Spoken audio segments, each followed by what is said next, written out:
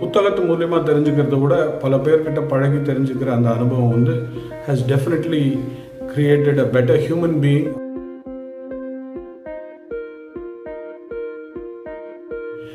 கடவுள்கிட்ட என் கால் சுடுது, வெயிலில் எனக்கு செருப்பு இல்லாமல் நான் கஷ்டப்படுறேனே அப்படின்னு வேண்டிக்கிறதுக்கு முன்னாடி திரும்பி பாரு, பின்னாடி இருக்கிறவனுக்கு காலே இல்லை. இதுதான் வாழ்க்கை.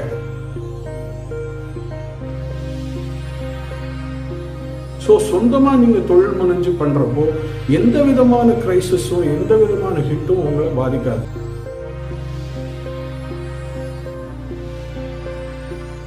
உங்களுடைய கடின உழைப்பு, முழு நேர ஈடுபாடு, நீங்கள் எதை நினைச்சீங்கன்னாலும் வாழ்க்கையில் சக்ஸஸ்ஃபுல்லாக வர முடியும்.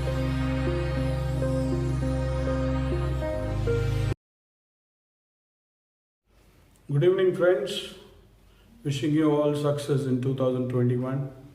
May all your dreams and wishes come true. நீங்கள் ஒவ்வொருத்தரும் வாழ்க்கையில் மேம்படுறதுக்காக பல சேனல்ஸ் ஒரு ஊக்குவிப்புக்கான வீடியோஸ் இன்றைக்கி யூடியூப் மூலயமா அப்லோட் பண்ணிகிட்டு இருக்காங்க. அதில் இந்த சேனல் மூலயமா உங்கள் எல்லாரையும் சந்திக்கிறதுல மிக மகிழ்ச்சி அடைகிறேன். நான் பேர் ரவிசங்கர். நான் டோனட் ஹவுஸ் அப்படிங்கிற ஒரு கெஃபே செயினை நடத்திக்கிட்டு வரேன். இது தியோஸ் ப்ராஜெக்ட் மேனேஜ்மெண்ட் கன்சல்டன்ட்ஸ்னு என்னோட ப்ரொப்ரைட்ரி கன்சர்ன். இந்த நிறுவனம் ஒரு 5 பிராண்ட்ஸ் இன்றைக்கி வச்சுக்கிட்டு இருக்கு. Donut house international, tuck shop gourmet, just combos, just bites, healthy juicy lounge. So இந்த 5 பிராண்டுமே இந்த நிறுவனத்துக்கு கீழே ஃபங்க்ஷன் ஆகிட்டுருக்கு. சென்னையில் ஒரு 12 பிரான்ச்சஸ் இருக்குது, பெங்களூரில் 2 பிரான்ச்சஸ் இருக்குது. ஸோ இன்றைக்கி இது சக்ஸஸ்ஃபுல்லாக இந்த செயின் எக்ஸ்பேண்ட் ஆகிட்டு வருது. என்னோடய என்டர்ப்ரனரியல் ஜேர்னியை பற்றி உங்ககிட்ட ஷேர் பண்ணி அதுக்காக இந்த நெக்ஸ்ட் ஒரு 20 மினிட்ஸ் என்னோடய கேரியர் பாத், நான் நடந்து வந்த பாதை, சிகரத்தை நோக்கி நான் போயிட்டுருக்கிற இந்த ஜேர்னியை பற்றி உங்ககிட்ட ஷேர் பண்ணிக்கிறேன். 1965 திருமதி சாந்தகுமாரி, திரு பாலகிருஷ்ணா அப்படிங்கிற ஒரு கப்பலுக்கு ஃபஸ்ட்டு சைல்டாக நான் பிறந்தேன். அன்னிலேருந்து 1985 வரைக்கும் என்னுடைய first phase of life where I was a student. I was in the graduation stage. இனிஷியலாக நான் வந்து ஜூடோ அப்படிங்கிற ஒரு ஒலிம்பிக் ஸ்போர்ட் அதில் ட்ரெயின் ஆகி நான் வந்து தமிழ்நாடு ஸ்டேட் ரெப்ரசன்ட் பண்ணியிருக்கேன். இந்தியாவுக்கு போய் இந்தியன் டீமில் செலக்ட் ஆகிற லெவலுக்கு போய் லீக் லெவலில் விளையாடியிருக்கேன். அதுக்கப்புறம் நான் வந்து அதே ஜூடோ அசோசியேஷனில் சென்ட் பீட் ஸ்கூலில் கோச்சாக இருந்திருக்கேன். அதுக்கப்புறம் சின்ன வயசில் ஆஸ் எல்லா மிடில் கிளாஸ் ஃபேமிலிஸும் சொல்லித்தர மாதிரி எனக்கு மிருதங்கம் சொல்லி கொடுத்தாங்க, என் சிஸ்டருக்கு டான்ஸ் சொல்லி கொடுத்தாங்க. இதை தவிர்த்து நான் கிரிக்கெட் ஆடிருக்கேன், ஸ்விம்மிங் பண்ணியிருக்கேன். இதெல்லாம் வந்து அந்த ஏர்லி பார்ட் ஆஃப் லைஃப்.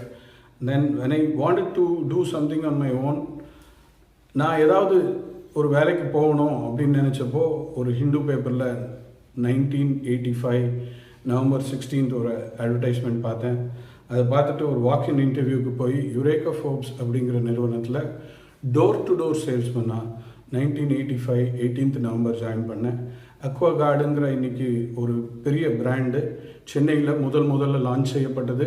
அதில் ஃபஸ்ட்டு சேல் சென்னையில் நான் தான் பண்ணேன். ஃபஸ்ட் மந்த்தே I sold the highest number of units for which I was recognized by the president of company at that time, giving me a medal and incentive.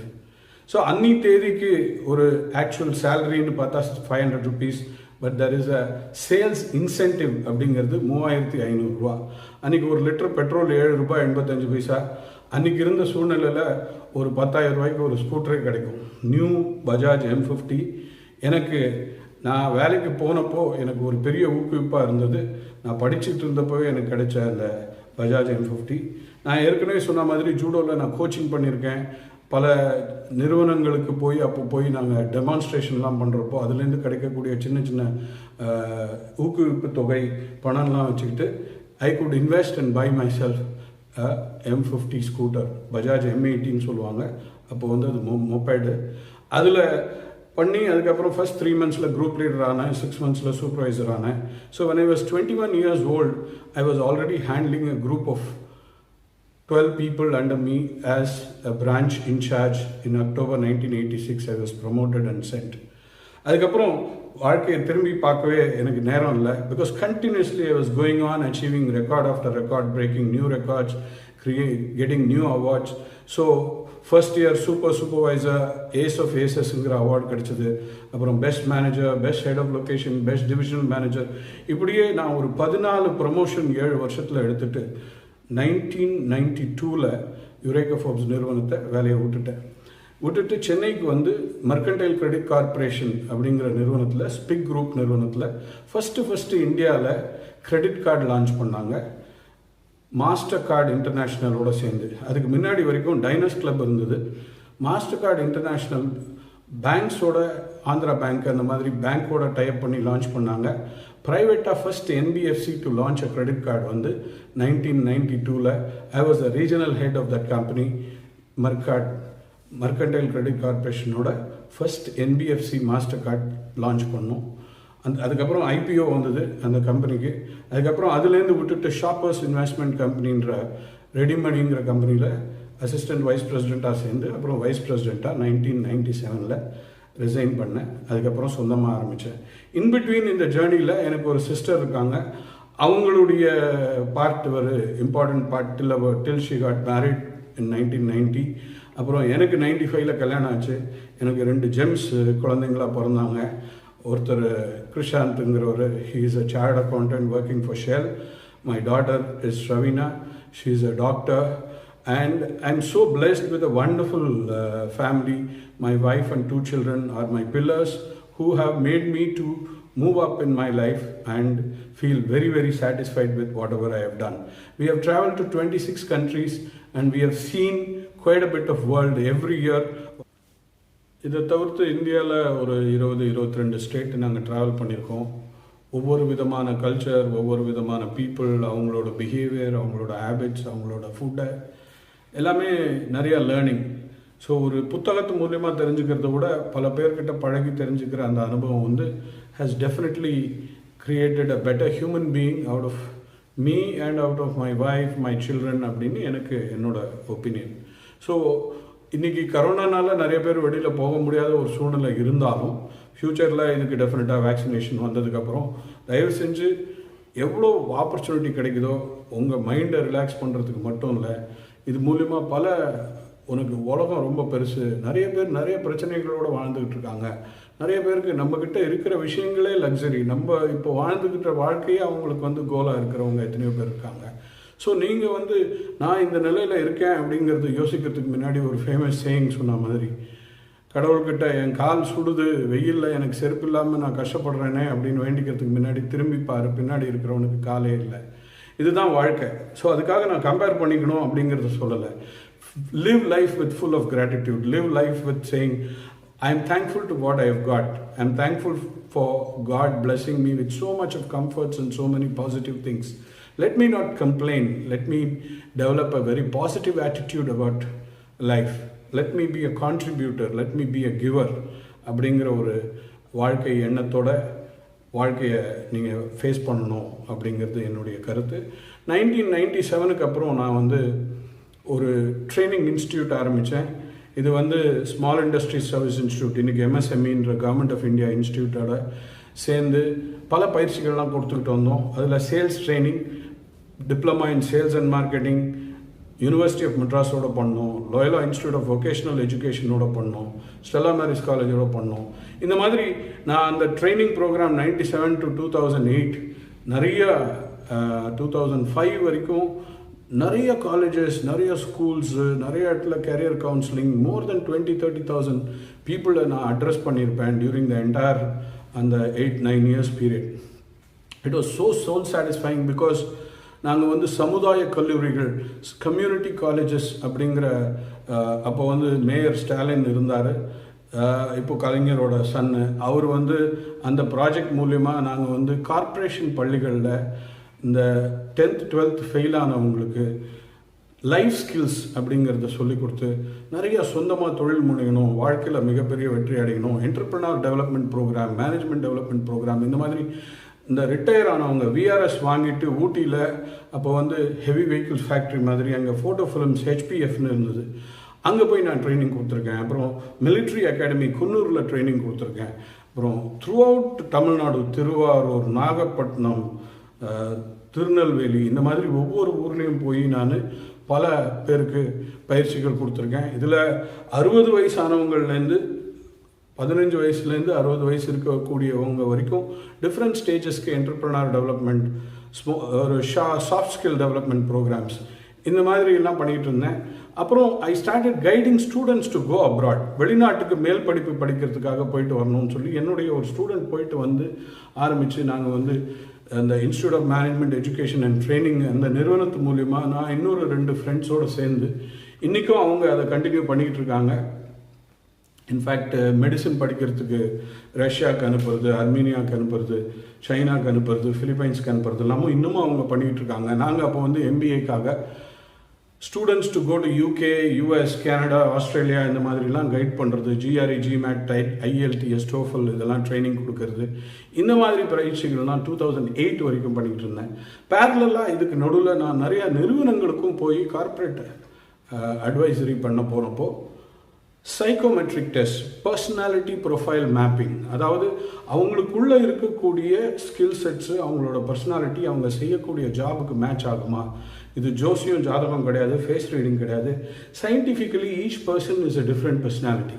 எப்படி நம்ம உலகத்தில் இன்றைக்கி 7 பில்லியன் பீப்புள் இருக்கும், 7 பில்லியன் பீப்புளுக்கும் 7 விதமான கைரேகைகள் இருக்குது. உங்களுக்கு நிறைய பேருக்கு தெரிஞ்சிருக்கும், இன்றைக்கி ஜப்பான் மாதிரி நாடுகளில் கைரேகையை வச்சு பேங்கிங்கே பண்ணிகிட்டு இருக்காங்க. நம்ம ஊர்லேயே நம்ம எல்லாருக்கும் தெரியும், கண் இமையோட ஃபோட்டோகிராஃபும் கைரேகையும் வச்சு ஆதார் கார்டை இஷ்யூ பண்ணிகிட்ருக்கோம். ஸோ இன்றைக்கி இந்த 2008 சிச்சுவேஷனுக்கு அப்புறம் நான் வந்து நிறுவனங்களுக்கு அட்வைஸ் பண்ணிக்கிட்டு இருந்தேன். அப்போ வந்து கார்ப்பரேட்ஸில் போய் இந்த சைக்கோமெட்ரிக் டெஸ்ட் பண்ணுறது, அப்புறம் நிறுவனங்களுக்கு ரெக்ரூட் பண்ணி கொடுக்கறது, இந்த மாதிரி அட்வைசரி 2012 வரைக்கும் பண்ணிக்கிட்டு இருந்தேன். ஸோ என்னோடய ஃபேஸ் லைஃப் பார்த்தீங்கன்னா 85 வரைக்கும் ஒரு student life, 85 to 97 I was working in a company.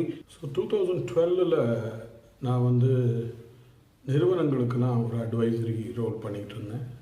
இப்போ சென்னையை சேர்ந்த நிறையா ஃபுட் ரெஸ்டாரண்ட், அப்போ வந்து QSR அப்படின்னு சொல்லுவாங்க, குவிக் சர்வீஸ் ரெஸ்டாரண்ட், எனக்கு தெரிஞ்ச பாம்பேயில் இருந்த ஒரு பொட்டிக் பேங்கர், இன்றைக்கி நிறைய interest venture capitalist, private equity funds எல்லாம் வந்து ஃபுட் ரிலேட்டட் பிஸ்னஸில் இன்வெஸ்ட் பண்ண தயாராக இருக்காங்க. நீங்கள் வந்து ஃபுட் ரிலேட்டட் பிஸ்னஸஸை வந்து ஐடென்டிஃபை பண்ணி கொடுங்க. நிறுவனங்களுக்கு அட்வைஸ் பண்ணுற இதில் வந்து நிறைய ஃபுட் இண்டஸ்ட்ரி, ஃபுட் ரிலேட்டட் பீப்புளுக்கு இந்த ப்ரைவேட் ஈக்விட்டி வெஞ்சர் ஃபண்டிங்லாம் அவைலபிளாக இருக்குது. பர்டிகுலராக ரெஸ்டாரண்ட் ஃபீல்டில் குவிக் சர்வீஸ் ரெஸ்டாரண்ட், QSRன்னு சொல்லுவாங்க. So I had a friend of mine in Bombay who was a boutique banker. His wife was also in a leading international bank. So இவங்க ஒரு fund introduce பண்ணி இந்த மாதிரி நிறையா restaurant and ice cream parlours and various retail ஃபார்மேட்டில் இருந்த people எல்லாம் வந்து நாங்கள் மீட் பண்ணோம்.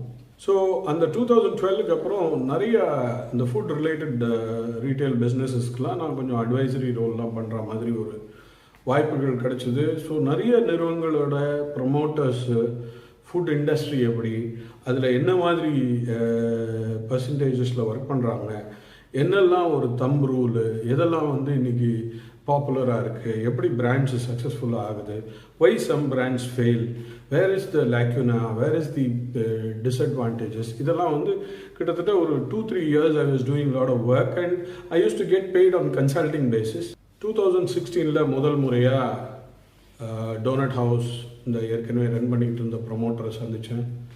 அப்போது அந்த நிறுவனத்தோட பிரான்ச்சஸ்ஸு, அதில் இருந்த ஃப்ரான்ச்சைசிஸு, அது அப்போது வந்து ஏன் ஒரு 8 பிரான்ச் மூடப்பட்டது, என்ன மாதிரி டெட்ஸ், என்ன மாதிரி இஷ்யூஸ் இருந்தது, இதெல்லாம் நான் டிஸ்கஸ் பண்ணி கன்சல்டிங் பண்ணிகிட்டு இருந்த டைமில் எனக்கு கொஞ்சம் ஹெல்ப் பண்ணுங்கள், ஃபினான்ஷியலாக நான் வந்து ரொம்ப டிஃபிகல்ட்டியில் இருக்கேன் அப்படின்னு சொன்னப்போ, ஸோ நான் ஒரு சின்ன முதலீடாக ஒரு 10 லட்ச ரூபா அதில் இன்வெஸ்ட் பண்ணிவிட்டு தெரிஞ்ச என்னுடைய ஃப்ரெண்ட்ஸு அவங்கள வந்து இந்த மாதிரி ஒரு ஆப்பர்ச்சுனிட்டி இருக்குது, இது வந்து ஒரு பெரிய பிராண்டாக எடுத்துகிட்டு வர முடியும், ஃபுட் ரீட்டைல் இன்றைக்கி இஸ் அ க்ரோயிங் பிஸ்னஸ், நான் கடந்த என்னோட 2 வருஷ அனுபவத்தில் இத்தனை பேரோட இன்ட்ராக்ட் பண்ணதில் இது ஒரு நல்ல சக்ஸஸ்ஃபுல்லாக பிராண்டாக பண்ண முடியும் அப்படின்னு சொல்லி அவங்கக்கிட்ட பேசிகிட்டு இருந்தப்போ, so we were in discussion.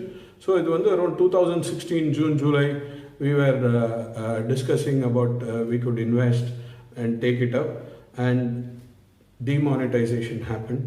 So we were almost in the process of finalizing and striking the deal, and we struck a deal where we said we will take 75% and he will have 25%. So three of us will pool in money. So என்னோட பணத்தையும் சேர்த்து அவங்க invest பண்ணி இன்னைக்கு இருக்கக்கூடிய சூழ்நிலையில் இதை சக்ஸஸ்ஃபுல்லாக பண்ண முடியும் அப்படிங்கிற ஒரு கான்ஃபிடன்ஸ் நான் சொன்னதை வச்சு we invested. But then unfortunately what happened, by February 2017 when we started sitting down and seeing the details of the projections that was given, and the reality did not match with what was projected or what was told as the business that was happening. So அதில் இருந்த ஒரு பழைய skeletons from the cupboard was just falling one by one, and bits and pieces. There were a lot of issues, and he could not answer a lot of questions which we had raised. But by that time we had reached a stage where he was not able to handle. So two of my friends who had invested, they told me, நீங்கள் இதில் இருந்து இதை பண்ணுங்கள், நீங்கள் full time இதில் உட்காந்து பண்ணணும், ஏன்னா நம்மளுடைய பணம் இதில் போட்டிருக்கோம். ஸோ நீங்கள் இதை ரெஸ்பான்சிபிலிட்டி எடுத்து நீங்கள் தானே இதை கூப்பிட்டு வந்தீங்க, நீங்கள் வாங்க பண்ணுங்கன்னு சொல்லி. So I had to completely commit myself from July 2017, where from scratch I had to learn, because the person who we trusted and entered had almost ditched us and left us high and dry. என்னோட invest பண்ண அந்த ரெண்டு பேரும் நீங்கள் இதில் வந்து invest பண்ணதுனால இந்த பார்ட்டை நாங்கள் எடுத்துக்கிறோம், இதை நீங்கள் எடுத்துக்கங்கிற மாதிரி ஒரு சூழ்நிலையில் I had to take care of Egmore and Besant Nagar. So circumstances forced me and led me into running the business myself. So without actually planning, my entire investment had gone in. One of my properties which I was getting rental, I had settled it against this investment, and that had led a lot of issues within the family, because they felt நீங்கள் வந்து இந்த investment நீங்கள் பண்ணியிருக்கக்கூடாது, இதில் வந்து ஒரு பெரிய risk, இது நீங்கள் வந்து இதனால தான் நிறைய இஷ்யூஸ் இருக்குது. ஏன்னா நீங்கள் இவ்வளோ ரெண்டல் இன்கம் இருக்குது, இவ்வளோ கம்ஃபர்டபுளாக லைஃப் லீட் பண்ணிகிட்டு இருந்தப்போ ஒரு 51 வயசில் வாழ்க்கையில் நீங்கள் போய் ஃப்ரெஷ்ஷாக இதில் ஆரம்பிக்க வேண்டிய கட்டாயம் நீங்களாக ஏற்படுத்திக்கிட்டது தான் அப்படிங்கிற மாதிரி ஒரு சூழ்நிலை வந்தது. Anyway, look back, I think it was a very, very important phase. 2017 July, I was 52 years old. ஒரு வெந்நீர் மட்டுமே வைக்க தெரிஞ்ச ஒரு ஆள். I had to sit down, learn making donuts, dipping in chocolate, creating the entire brand, building it up. And today, by God's grace, we have scaled it up. Everything was going well, and we all know what happened. Suddenly, Corona hit. And everything that we had built to a stage where I was having 2-3 franchisees, and they were also starting to do business. Swiggy and Zomato, we were establishing ourselves as a brand. Today also, if you go and do a Google and search best donuts in India, Donut House will appear as one of the top 10 brands in India. So donuts, the best donuts in Chennai na எங்களோட பேர் எப்பவுமே டாப்புக்கு வரும். So இன்றைக்கி இந்த ஒரு பிராண்டை வந்து சக்ஸஸ்ஃபுல்லாக பில்டு பண்ணி எடுத்துகிட்டு வரதுக்கான எல்லா ஸ்டெப்ஸும் எடுத்து அதுக்கான முனைப்பு, அதுக்கான உழைப்பு, அதுக்கான டைம், அதுக்கான ஃபோக்கஸ் எல்லாம் பண்ணி நான் பண்ணிட்டு வந்தப்போ unfortunately this corona really led us into a massive hit. Again we had to rebuild, because almost 1.5 months we were shut down. May 7th திருப்பி ஆரம்பித்தோம். Slowly I started creating a new model where people can operate from home and deliver. So online deliveries, takeaway points, locations where they were already running an ice cream parlor, or they were running a small cafe, or they were having their own brand of juices and mojitos. We were able to give them additional products. So Donut House brand was available in that location, where we gave them training, we gave them the product, we gave them the boxes, we gave them the complete SOP on how to go about. And அதுலேருந்து அவங்களால சக்ஸஸ்ஃபுல்லாக அந்த இடத்துலேருந்து அவங்களுக்கு online சேலும் கிடைக்கும், அது மூலிமா அவங்களுக்கு வருமானம் கிடைக்குங்கிறப்போ, ஸோ ஒரு 1 லட்ச ரூபா முதலீடில் மாதம் 20,000 ரூபா சம்பாதிக்கக்கூடிய ஒரு சிம்பிள் மாடலில் எவால்வ் பண்ணோம். அது இன்றைக்கி சக்ஸஸ்ஃபுல்லாக பண்ணி இன்றைக்கி just combos, just bites, healthy juicy lounge, Tuck Shop Gourmet, all these brands under one roof, both veg and non-veg. Today we are able to give a range of products from parathas to rotis, to biryani, to burger, sandwich, pizza, pasta, wrap, mojito, milkshake, and the entire range of ice cream, faluda, and of course donuts and bakery products. So all these things are today available through our own range of outsourced suppliers who supply. We focus only on donuts, and we have also created a donut house brand today in Bangalore. In fact, 2 franchisees irukanga, 3வது franchisee shortly opening in Richmond Road. So we are successfully today confidently taking this brand to a higher scale. So என்னுடைய advice for இளைஞர்களுக்கு ஃபுட்டும் hospital related பிஸ்னஸும் in spite of so much crisis, today it has not got affected. It is growing rapidly. So சொந்தமாக நீங்கள் தொழில் முனைஞ்சு பண்ணுறப்போ எந்த விதமான கிரைசிஸும் எந்த விதமான ஹிட்டும் உங்களை பாதிக்காது. ஸோ இன்னைக்கு கூட I was interacting with one of the leading builder. OMR மாதிரி ஒரு இடத்துல பெரிய ஒரு பாதிப்பு ஏற்படுத்திருக்குன்னு அவர் சொல்லிட்டு இருந்தார். ரியல் எஸ்டேட் பெருசாக விழுந்தது அப்படின்றாரு. Then we had a long chat and about our ஒரு 30 இயர்ஸ் இண்டஸ்ட்ரியில் இருந்தவர், நிறைய ரியல் எஸ்டேட் பண்ணிகிட்டு இருக்கிறவர். அவர் சொன்ன ஒரு 2-3 விஷயங்கள் என்ன டெஃபினட்டாக சாஃப்ட்வேர் நிறுவனங்கள் பெருசாக பாதிக்கப்படலை, பட் சாஃப்ட்வேரில் ஒர்க் பண்ணுறவங்க பெருசாக பாதிக்கப்பட்டிருக்காங்க. அதை சுற்றி இருந்த அதர் எம்ப்ளாய்மெண்ட்லாம் பெருசாக பாதிக்கப்பட்டது. அவர் 1 by 1 எனக்கு லிஸ்ட் பண்ணார். ஃபஸ்ட்டு அங்கே இருந்த ஹாஸ்டல்ஸ், பேயிங் கெஸ்ட் எல்லாமே போச்சு. அங்கே அந்த வேலை செய்கிறவங்கள நம்பி இருந்த டீ கடை, ரெஸ்டாரண்ட் எல்லாமே பாதிக்கப்பட்டது. 3வது அதை நம்பி இருந்த நிறைய ப்ராப்பர்ட்டிஸ் ரெண்ட்டுக்கு இருந்தது பாதிக்கப்பட்டது. 4வது அதுக்கான டிரைவர்ஸ் வந்து ட்ராப் பண்ணி பிக்கப் பண்ணி போகிறவங்க எல்லாரோட வேலையும் போயிடுச்சு. இதுக்காக பஸ்ஸு, அதை சுற்றி இருந்த எம்ப்ளாய்மெண்ட் ரிலேட்டடாக இவங்களை ட்ராவலில் கூட்டிகிட்டு போயிட்டு வர்றது எல்லாருமே பாதிக்கப்பட்டாங்க. இது தவிர்த்து அந்த வேலைக்குன்னு வரப்போ அந்த எம்ப்ளாயர் கொடுக்குற எம்ப்ளாய்மெண்ட்டை தவிர்த்து அந்த எம்ப்ளாயி வந்து போகிறத தவிர்த்து அவர் வீட்டில் இருந்து அவருக்கு கிடைக்கக்கூடிய சம்பளத்தை நிறைய நிறுவனங்கள் குறைச்சாங்க. ஸோ ஓவரால் அந்த particular segment of OMR real estate பெருசாக பாதிச்சதுன்னு மட்டும் இல்லாமல் நிறுவனங்கள் வளருதுன்னா நிறைய நிறுவனங்கள் காலி பண்ணிட்டாங்க. ஸோ அவங்களுக்கு கிடைச்ச ரெண்டல் இன்கம் போயிடுச்சு, அந்த பேங்க்குக்கு அது என்பிஏ ஆகிடுச்சு. இந்த மாதிரி அவர் லிஸ்ட் பண்ணிக்கிட்டே போனப்போ தான் நான் ரியலைஸ் பண்ணேன், சுற்றி இருந்த எம்ப்ளாய்மெண்ட் இது வந்து travel and tourism industry, entire industry பாதிச்சிருக்கு. ட்ரெயின் இன்னைக்கு கோயம்புத்தூர்லேருந்து சென்னைக்கு வர்றது டோட்டலாக கிடையாது. ஒரே ஒரு 2 ட்ரெயின், காலையில் 6:30 மணிக்கு ஒரு ட்ரெயின், சாயங்காலம் 3:30 மணிக்கு ஒரு ட்ரெயின். அதுலேயே பாதி கெப்பாசிட்டியில் தான் ஆம்னி பஸ் போக முடியும். இந்த மாதிரி எல்லா விதத்துலேயும் பெரிய பாதிப்புகள் ஏற்பட்டிருக்கு. ஆனால் நீங்கள் பார்த்தீங்கன்னா one industry which is actually growing.